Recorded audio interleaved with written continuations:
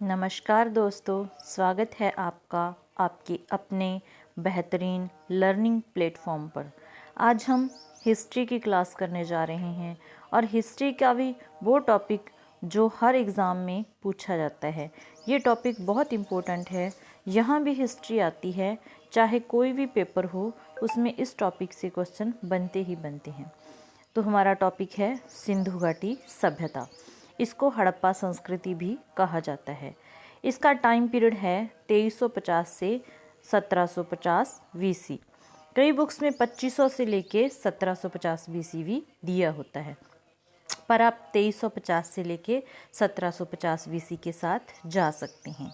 बच्चे, इसमें ना कई सारे नाम आते हैं इस टॉपिक में, और अक्सर हमें कन्फ्यूज़न रहती है कि हम किस क्वेश्चन में किस नाम को आंसर करें। तो आज आपके सारे डाउट क्लियर किए जाएंगे, बस आप क्लास के साथ बने रहिए।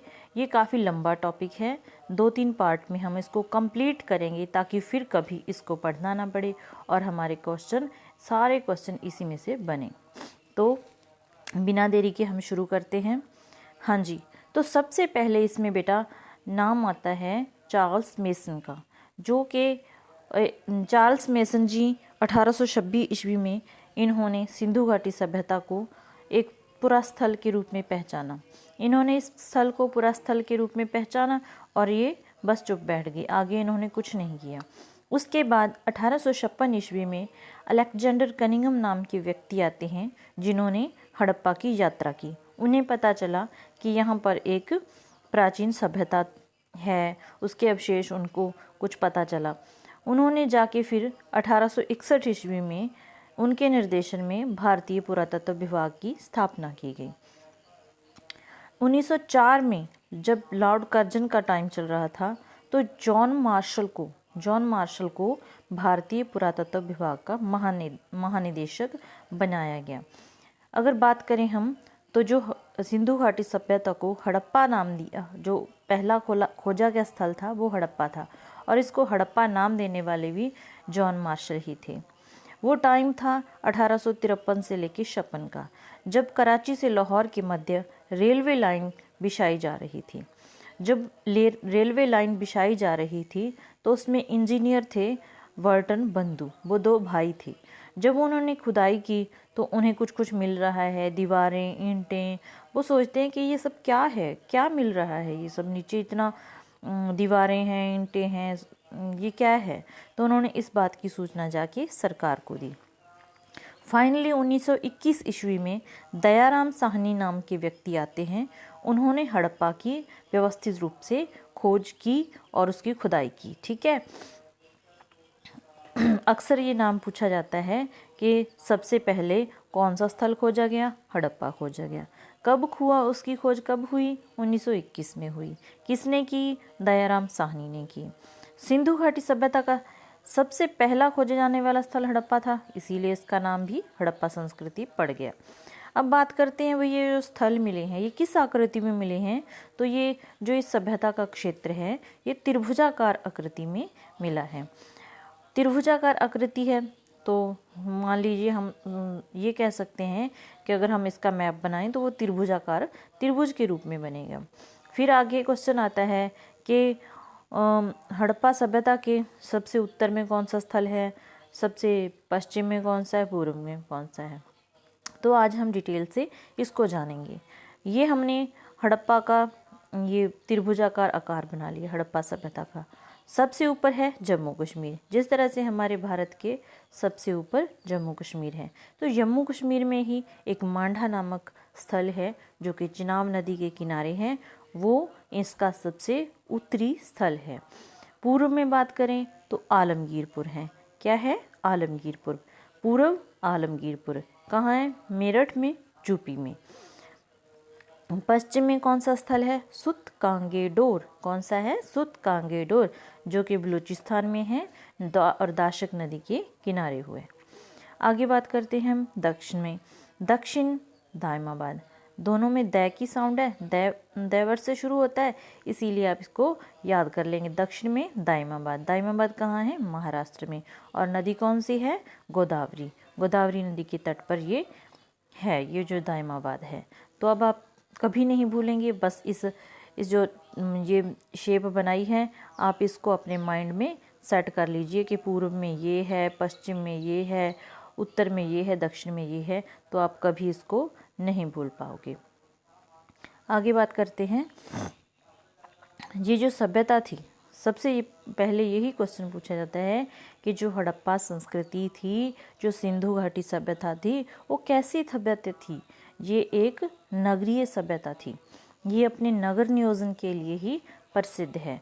जो सिंधु घाटी सभ्यता के निर्माता थे वो द्रविड़ माने जाते हैं, या वो मध्य सागरीय जाति के तरफ के माने जाते हैं। ठीक है। आगे बात करते हैं। जो इनके नगर बसे हुए थे, भाई इसकी बहुत प्रशंसा हुई है, इन्होंने ऐसे नगर बसाया था, ये बसाया था, वो उनके जो नगर थे ना, वो ग्रिड शैली में बसे हुए थे। इसमें ग्रिड शैली का क्या अर्थ है कि इसमें जो इनकी सड़कें थी वो एक दूसरे को ना समकोण पर काटती थी। जब समकोण पर काटती थी तो वो जाल सा बन जाता था, उसी जाल को ग्रिड कहा जाता है। जैसे ऐसे सड़कें गई, उधर से ऐसे आई, तो ये जाल बन गया, इसी जाल को तो ग्रिड बोला जाता है। एक लोथल ऐसी जगह थी, यहाँ पर सड़कें तो समकोण पर काटती थी। जो हड़प्पा के सभी स्थल मिले हैं ना, उनके घरों के जो दरवाजे थे ना, वो मुख्य सड़क पर ना खुल के गली में, पीछे वाली गली में खुलते थे। ठीक है। कहाँ खुलते थे? घरों के जो दरवाजे थे वो मुख्य सड़क पर ना खुलकर गली में खुलते थे। लेकिन लोथल ऐसी जगह थी जिसके दरवाजे मुख्य सड़क पर खुलते थे। वो भी एक रीज़न था। माना तो ऐसा जाता है कि वो एक बंदरगाह था, और बंदरगाह पर सामान का आना और लोड करना ऐसा काम होता है, इसीलिए उसके दरवाजे मुख्य सड़क पर खोले जाते थे। आगे बात करते हैं। हड़प्पा के लोगों की मुख्य फसल क्या थी? कपास थी, जिसको वो सिंडोम बोलते थे। क्या बोलते थे? सिंडोम बोलते थे। इस बात को आपको याद रखना है कि वो इसको क्या बोलते थे? सिंडम बोलते थे। ठीक है, सिंडम बोलते थे। हड़प्पावासी 9 फसलें उगाते थे। कितनी फसलें उगाते थे? 9 फसलें उगाते थे। मुख्य खाने वाली फसलें कौन सी थी? जौ और गेहूँ। क्या थी? जौ और गेहूँ। जो हड़प्पा वासियों की अर्थव्यवस्था थी बच्चे, वो कृषि पर आधारित थी। ये क्वेश्चन अक्सर पूछा जाता है कि हड़प्पा वासियों की अर्थव्यवस्था किस पर आधारित थी? तो किस पर आधारित थी? कृषि पर आधारित थी। अक्सर कई बार हम इसका आंसर व्यापार कर देते हैं, क्योंकि इनके व्यापार की बातें होती रहती हैं। लेकिन नहीं, आपको इस चीज़ को आपको याद रखना है कि इनकी अर्थव्यवस्था कृषि पर आधारित थी। हड़प्पावासी व्यापार किसके साथ करते थे? ये मेसोपोटामिया, मिस्र और सुमेर से व्यापार करते थे। सुमेरियन को ही पहली भाषा माना जाता है। अगर हम वैसे बात करें तो जो सुमेर की भाषा, सुमेर के साथ ये व्यापार करते थे, उसके कुछ अवशेष ही मिले हैं, जिसके द्वारा माना जाता है कि जो सुमेरियन पहली भाषा थी। इनका जो व्यापार था वो वस्तु विनिमय प्रणाली पर आधारित था। अब ये वस्तु विनिमय प्रणाली क्या होती है? वस्तु विनिमय प्रणाली वो प्रणाली होती है जिसमें वस्तुओं के बदले में वस्तुएं ली जाती हैं, कोई नकद रकम नहीं ली जाती। ये ऐसा करते थे, कुछ वस्तुएं बाहर आयात करते थे, कुछ वस्तुएं निर्यात करते थे। इसी तरह से इनका व्यापार चलता था। फिर ये अपने जो सामान को बाहर भेजते थे उस पर अपनी मोहर भी लगाते थे। इनकी मोहर किससे बनी होती थी? शेलखंडी मिट्टी से। जो इनकी मोहर थी वो शेलखंडी मिट्टी से बनी होती थी, और इसको टेराकोटा विधि के द्वारा पकाया जाता था। इस बात को आपके खास करके याद रखना है कि मिट्टी कौन सी थी? शेलखंडी। विधि कौन सी थी जिसके द्वारा पकाई जाती थी? टेराकोटा। ठीक है।